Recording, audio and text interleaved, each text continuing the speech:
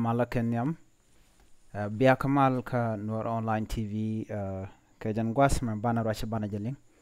rajan malinga jan gwas me kui deini tin chijian re which ka DRC ki DR Congo Democratic Republic of Congo GUN Peacekeeping Force kene deini ten konti la deini East Africa Community Force ke deini la jaka ke East Africa Community ko bikanat bikan ko gang shajen dien shajala du shajen no garamen Cape East African Civil Society Forum kajen lara me ngut kan kono reide mi jira me jidit go rejin bidin yo kanasin kokien kan no bajin no bi chonkel ke Noor Online TV ke be subscribe ka kor rajme bana rek ka kwi salpa care ma yadit kamandana lede ka kwi East Africa Community ko jaram dan la kwer ka jen ngwasme en Ramadan Cape East Africa Community self ke ma yadit bana mandan en chalare kwartin ko kien tin te finde ke East Africa Community men de tenewan bana shure ler manan bana nga jan gwazam shirgamen shalin ka tainden go shala do shukwer and Cape East Africa Community ke East Africa Civil Society de ni EAC tin cha palpan akuma DR Congo chaka chanok no shi natra to shi gen ke shi deni shi gen rai wechen wini ka do ban no ja ban jele ne lingba ka jan gwasam kan deni ko ni la deni East Africa Community Force wa tadin tongomi o ba mal ba je laslet ke betelet are we ka Congo chala no en tadi re wejen winimi au bi koren content to kam DR Congo kane de nedwar M23 au be roda capchong ajen menang ke de jen wini la de East Africa Community Force kan de ne roto shi de we kel garwade ke wi dialen content pin East Africa Community men cha selba ke ma yadit kwany ala kwarian ka doba dana shalat ke je shalado shideini te gwas ke chikane te gwas mi shanok no tiketin kan ngaji Congo jeno kendeni EAC ke East Africa Community Force kan rom malten re which and we ni ka DR Congo kan nasen kontila deni UN Peacekeeping Force tin konen ku tashi ngo ku kan language duno shukwer Congo chajagu ka dobdo DNA jen East Africa Community Force ke deni East Africa Community shikan te winmi ko bika Congo bika na gang duno let kenin ken koken ke gor ken kwak tin konde tongomi shukwer DR Congo chajala do shan warga shan betain ko bi East Africa Community Force ke deni East Africa Community no bika tere which de ka Congo anamo kan de ni East Africa Community Force to kan jian ka chang kot ala Sunday chikan jian karun wangalong chala do shin nasi shop ke kor atila de ni Kenyan tetere wajin winimi ke Congo ticha jaka gwaze dan kene de ni Uganda ke de ni Burundi ke de ni South Sudan kene de ni winden koken dungno kan de ni shobatama wade inde kor ka Kenya chika shubka Nairobi kashi deni Uganda ke Burundi ke deni South Sudan chika lo yuni ken ke winden kono bagaten ramen la kuer dung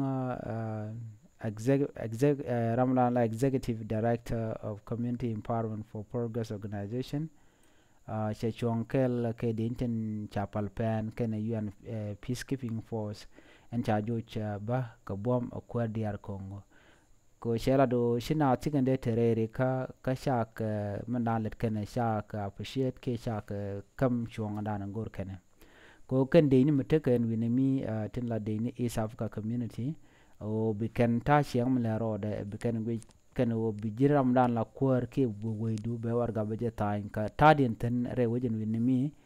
mun nagge wet an odegar tin ke mishikana nok mishawar ga chaje kula tani yo bideni bi kula taka gwas mi de kan nas de kan ka ganga jere wutin winmi che kwarne yakane right bano bi kir Salva Kiir Mayardit ala kwar EAC ki kwar East Africa Community en jididen paylaslet do mala gor mi be mal non ka je kam da DR Congo kana netin te dor ko shikum DR Congo sheje bugo jeno shaje palre rika kana do badan de Salva Kiir Mayardit dere de ni de Indian Contador M23 kana de Indian Contin la de ni kuma dung DR Congo der do badan de ka te mat ka je ki mal ka je kam de ken der jalat chaje chol am foinde Salva Kiir Mayardit ko ba dopo mo ba jeri alaka ko jaram dan la kwar ka jen gwasame ka tok chaje je be ko she Salva Kiir Mayardit chala kwar ntama ka ta da kwar ka East Africa Community ka ba de ni ba ka ban wocha ka gwat ndana she ban wi kam ga je beje gore je Salva Kiir Mayardit Salva foinde ba do mi gwa mdong de ta dan chiro de lat der jeri alaka ga je beje gore ashit ko mishi DR Congo shike de inten kon kula gangre wujin winimi ka Congo mishi ka ko ka cha ko involvement UN peacekeeping force ka she de inten kon la de East Africa tinte tenwon cha ka nyoko watch ngum de reaction mitede de kwar la EAC ne Salva Kiir Mayardit der ya ka jama ke der jegdi der jega magwa ke der jega manjak na ma chala do liep ko je ka Salva Kiir Mayardit ko ba mandan guja ba je lazlet name agenda nan chala do shi nastin kontin ati deni East Africa Community Indian shikan GN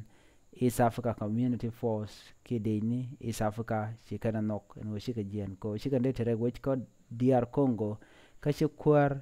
DR Congo shawar ga ce tan wa en men chala da kan amugwa jeno bi deni biga ben shen ken ke bugo dor ken chikan wo chikan jo togo aname agenda ndi linga jan gwasa me shirka min ngayena o shika tung jen kan de ni re wacha ka Congo ko tela do mi shawar ga cha tangi je warga dan de ga kulate re wacha ka Congo ka je ka do badan de kan mal de kan kule ngot kam non kan re wacha mi ka Congo aname jele dan de yen nga jen gwasa me mi jira ma jidit ki jen channel ma gore no jen bi jen waga nas ko ken ko de yen leren kon ban non ka tung nen te nas de yen ka chwaling agwa jen gwasa dan de leran de repekten mi jira ma jidit ki jen channel ma de jite jen o jen ko subscribe ki ku jen waga nasen ko ken ko de lere de kan o gonten kon gor kon ke de ko ten titi gan dial ka de te ka loni ka tashi nga ki ka ta mala re wai ka Afrika ka do badan de mal de jenno gaje agenda ni link ka gwasa me en biate ka mal bye bye